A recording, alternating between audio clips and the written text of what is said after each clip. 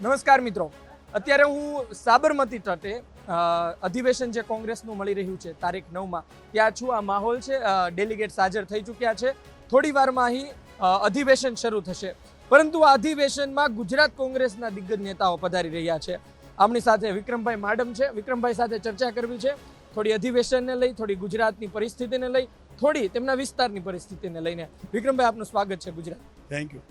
વિક્રમભાઈ, અધિવેશન મળવા જઈ રહ્યું છે, શું જુઓ છો કે અધિવેશન પછી ગુજરાતમાં કોંગ્રેસની સ્થિતિ અને એક કાર્યકર્તાઓમાં નવો જુસ્સો આવશે?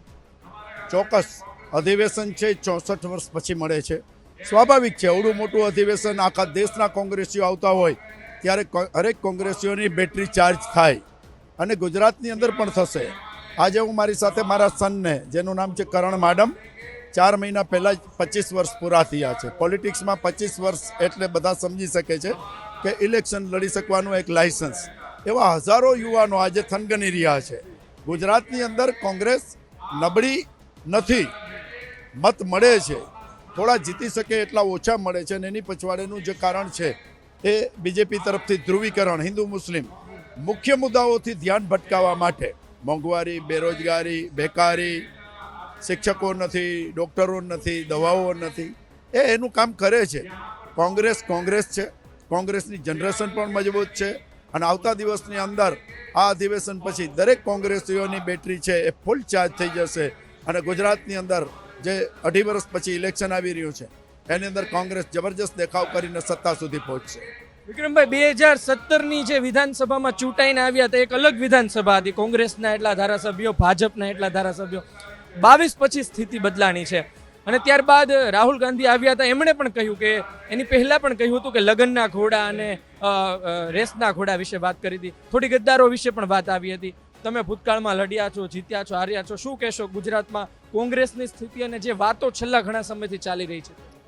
રાહુલ ગાંધીએ જે વાત કરી હોય એને હું દોહરાવી પણ ન શકું, એની બીજી ચર્ચા પણ ન કરી શકું. આપ જાણો છો ઘણી મર્યાદાઓ છે અને હું એના માટે બોલવા માટે પણ ઘણો નાનો કહેવાં. રાહુલ ગાંધી જ્યારે બોલતા હોય ત્યારે ટોપ ઓફ એન્ડ, એટલે મારે એમાં નથી પડવું. પણ કોંગ્રેસ છે, કોંગ્રેસના કાર્યકરો સંનિષ્ઠપણે પ્રયત્ન પણ કરે છે. હશે રાહુલ ગાંધીની નજરમાં થોડા લોકો મિક્સિંગ હોઈ શકે ને એનો ઇલાજ પણ રાહુલ ગાંધી કરશે. પણ વિક્રમ માડમ, એમાં ક્યારેય દાગ પડ્યો હોય તો કોઈ ખુશીથી મને કહી શકે, એનો જવાબ હું આપીશ. હું લડ્યો છું, લડું છું અને આગળ પણ કોંગ્રેસ પાર્ટી માટે લડીશ. હું ઇલેક્શન લડવાની ચર્ચા નથી કરતો, એ સમયનું કામ કરશે. અને મેં કીધું એમ મારો સન 25 વર્ષનો થઈ ગયો છે. સમયે જે કોઈ પાર્ટીને જરૂરિયાત હશે અહીંયા પાર્ટીના કામ માટે, પાર્ટીની મહેનત માટે, પાર્ટીને ઊભી કરવા માટે વિક્રમ માડમ અને એના સનનું બલિદાન, યોગદાન એ ક્યારેય ઓછું નહીં હોય અને કોંગ્રેસ પાર્ટી માટે અમે લડશું.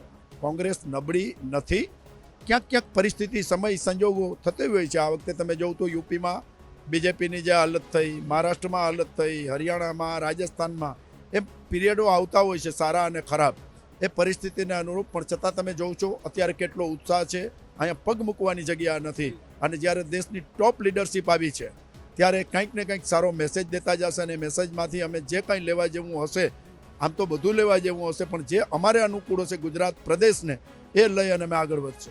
વિક્રમભાઈ, 2017ની ઇલેક્શનમાં આપણે ચૂંટાયા પછી એવું હતું કે વિક્રમભાઈ ફરી જીતી રહ્યા છે, પણ આપની જે જંગ હતી ને એ ખૂબ જ રોમાંચક હતી. ત્રિપાખીઓ જંગ થઈ, એમાં પણ મંત્રી બનાવવામાં આવ્યા મુળુભાઈને.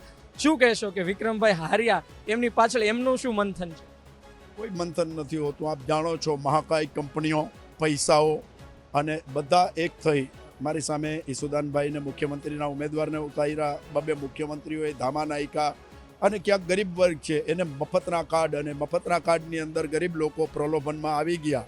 આજે એ જ લોકો એમ કહે છે કે વિક્રમભાઈ તમને હરાવીને અમે ભૂલ કરી, પણ સમયનું કામ કરે છે. પરંતુ મહાકાય કંપનીઓ, સત્તા, સરકાર, ડિપાર્ટમેન્ટ, આ બધાનો જે રોલ હતો, કોઈ પણ ભોગે, કોઈ પણ સંજોગોએ વિક્રમ માડમને હરાવવાના હારી શકીએ. જનતા ન ઈચ્છે તો ક્યાંક જનતાનું જે કોઈ ઈચ્છા હોય એને સર આંખો ઉપર ચડાવવી પડે.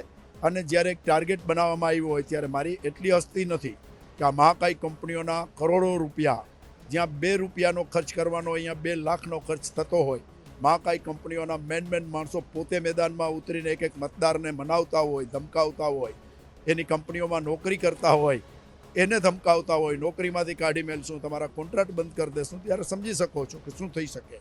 આ દેશના ઘણા ધુરંધર નેતાઓ જેના નામમાં હું પડવા નથી માગતો પણ ધુરંધર નેતાઓ સમયે સમયે હારી ગયા છે. એમ વિક્રમ માડમ હારી જાય તો ધરતીકંપ ના આવે. ચોક્કસ જનતાને નુકસાન થયું છે, મને નુકસાન નથી થયું. વિક્રમભાઈ, છેલ્લો સવાલ એક પૂછવો છે. સલાયા નગરપાલિકા, વિક્રમભાઈએ સલાયા નગરપાલિકા બચાવી, કોંગ્રેસની એક બની અને એ છે સલાયા, પરંતુ ત્યાં પણ આમ આદમી પાર્ટી થોડા પાછળ રહી, એટલે કે 3 કોર્પોરેટર છે ને. પણ વાત એ છે કે આમ આદમી પાર્ટીએ 2022માં પણ, જે અમે આની પહેલા પરેશભાઈ વાત કરી હતી, મનીષભાઈ વાત કરી હતી, તેમણે કહ્યું હતું કે ભાઈ આમ આદમી પાર્ટીએ અમારા મતમાં ફાટ પડાવી છે. અનંતભાઈ પટેલે કહ્યું હતું. તમને મને લાગે છે કે વધુ નુકસાન થયું છે, ખાસ કરી ત્યાં ઈસુદાનભાઈ ઉતર્યા હતા. સલાયા બેઠકમાં હજુ હમણાં જ આપણે જોયું કે એ જીતતા, કારણ કે એક બની એ પણ આમ આદમી પાર્ટી હરાવી શકત કોંગ્રેસને. શું કહેશો આ ત્રિપાખ્યા જંગ વિશે? આવનાર વિસાવદર કડીમાં શું ગઠબંધન થશે કે નહીં? શું એ ગઠબંધનનો નિર્ણય તો પાર્ટી પ્રમુખ શક્તિસિંહ ગોહિલ અને પ્રદેશના નેતાઓ લઈએ, એ હું ન લઈ શકું. દિલ્હીથી જે કોઈ ઇન્સ્ટ્રક્શન આવશે એ પ્રમાણે ચાલશું. મારે તો સલાયાની ચર્ચા એટલી જ કરવી છે કે અત્યારે કોંગ્રેસનો ખરાબ પીરિયડ ચાલે છે. કોંગ્રેસને કદાચ ઉમેદવાર ન મળે એવું બની શકે, પણ ભારતીય જનતા પાર્ટી પાસે મિનિસ્ટર હોય, સાંસદ હોય, બધું હોય, એટલું જેડ હોય. 28માંથી 12 ઉમેદવાર મળે અને એક પણ એકાઉન્ટ ન ખુલી શકે. ભૂતકાળની અંદર 5 વર્ષ પહેલાં 28 ઉમેદવાર પણ ભાજપ પાસે હતા, 4 સીટો પણ ભાજપ પાસે હતી. આજે મિનિસ્ટર હોય, સાંસદ હોય, બધું હોય અને ઉમેદવાર ન મળે, નબળાઈ એની કહેવાય, નબળાઈ અમારી ન કહેવાય. અમે તો લડીએ છીએ અને એક પરિસ્થિતિની અંદર ભારતીય જનતા પાર્ટીનું એકાઉન્ટ ન ખુલે. આવું જ ભૂતકાળમાં 1996માં નવાગામ નગરપાલિકામાં મેં આ જ કરિશ્મા કરી બતાવ્યો હતો. આજથી 30 વર્ષ પહેલાં બીજેપીનું એકાઉન્ટ નહોતું ખુલ્યું.